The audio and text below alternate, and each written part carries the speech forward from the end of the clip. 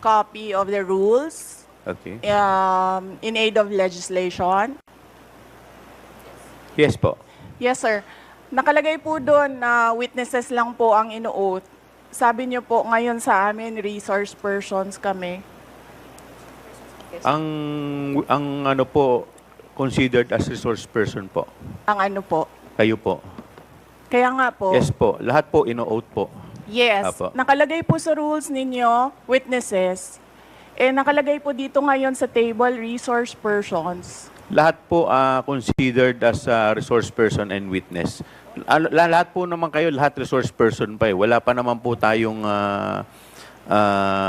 tinatawag na, lahat po considered as resource person pa lang po. Right. Opo. Ang nasa rules ninyo, witnesses lang po ang nag-o-oath. Wala po kayong rules sa resource persons.